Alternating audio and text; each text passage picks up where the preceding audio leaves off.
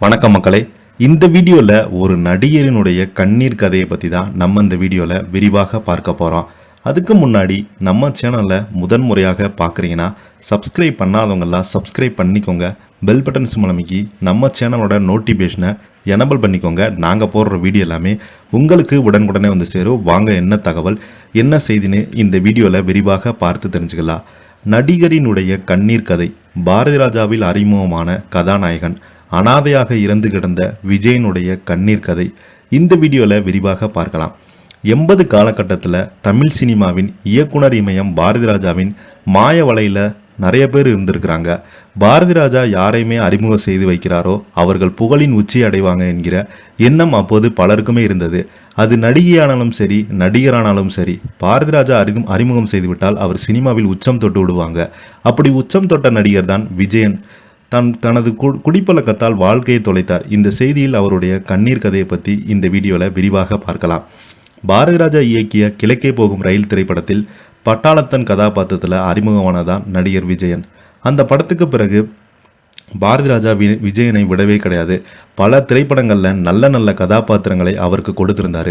நிறமாறாத பூக்கள் திரைப்படத்தில் விஜயனுக்கு மாறுபட்ட கதாநாயகன் கதாபாத்திரம் கொடுத்து அழகு பார்த்தார் பாரதி ராஜா. அந்த படம் மிகப்பெரிய அளவில் வெற்றி பெற்றது. அந்த படத்தின் வெற்றிக்கு பிறகு விஜயன் டாப் நடிகர்கள் வரிசையில் இடம் பிடித்திருந்தார். அந்த நேரத்தில் தான் இயக்குனர் மகேந்திரன் தமிழ் சினிமாவில் தனக்கென தனி இடத்தை உருவாக்கினார். அவர் இயக்கிய முள்ளு மலரும் திரைப்படத்தில் மகேந்திரனை தமிழ் சினிமா ரசிகர்கள் மனதில் தனி இடத்தை பெற்றுக் கொடுத்தாரு. இந்த திரைப்படத்தை தொடர்ந்து உதிரிப்பூக்கள் திரைப்படத்தில் விஜயன் ஒரு மாறுபட்ட வில்லன் கதாபாத்திரத்தில் நடிச்சிருந்தார். அந்த திரைப்படத்தில் அலட்டி கொள்ளாமல் அதிர்ந்து பேசாமல் மெடுக்காக வந்து தனது வில்லத்தனத்தை பிரதிபலித்துப்பார் விஜயன். இந்த படத்தை பார்த்த பெண்கள் பலருமே இப்படி ஒரு கொடூரமான மனுஷனை விஜயனை திட்டி தீர்த்தாங்க. இந்த படம் வெளியாகி மிகப்பெரிய அளவில் வெற்றி பெற்றது. உதிரிப்பூக்கள் திரைப்படத்துக்கு பிறகு பசி, ஒரு விடுகதை, ஒரு தொடர்கதை, நாயகன், பாலைவன ரோஜாக்கள், மண்வாசனை, கண்ணீர் பூக்கள் என அடுத்தடுத்த திரைப்படங்களை நடித்து முன்னணி நடிகராக வலம் வந்தார். 7G ரெயின்போ காலனி படத்தில் கதிரின் அப்பாவாக, ரமணா படத்தில் முரட்டுத்தனமாக வில்லனாக தெரியும். இப்படி கொடிகட்டி பறந்த விஜயன் இளையராஜாவின் இசையில் புதிய ஸ்வரங்கள் என்ற படத்தில் இயக்கினார்.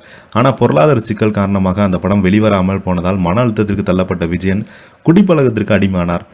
கேரளாவில் உறவினர்கள், மனைவி, குழந்தைகள் என அனைவருமே இருக்கும். உறவுகள் மறந்து போகும் அளவிற்கு ஒருவரின் குடிப்பழக்கம் மாறியது. இதனால் ஏற்பட்ட பிரச்சனையால் மனைவியை விவகாரத்து செய்தார். குடிப்பழக்கம் விஜயன் வீழ்வதற்கு முக்கிய காரணமாக இருந்தது. ஒரு கட்டத்தில் விஜயனுக்கு பட வாய்ப்பு குறைந்து போனதால் யாருமே இல்லாமல் தனியாக வாழ்ந்து வந்தார்.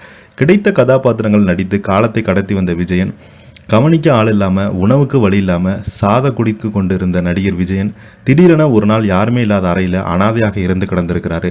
இதையடுத்து அவருடைய உடல் கேரளாவில் உள்ள அவரது உறவினர்கள் ஒப்படைக்கப்பட்டு நல்லடக்கம் செய்யப்பட்டது. எப்பேற்பட்டவாக இருந்தாலும் தவறான பழக்க வழக்கம் இருந்தால் கடைசியில் வாழ்க்கை இப்படித்தான் இருக்கும் என்பதற்கு நடிகர் விஜயன் அவர்கள் ஒரு உதாரணம்.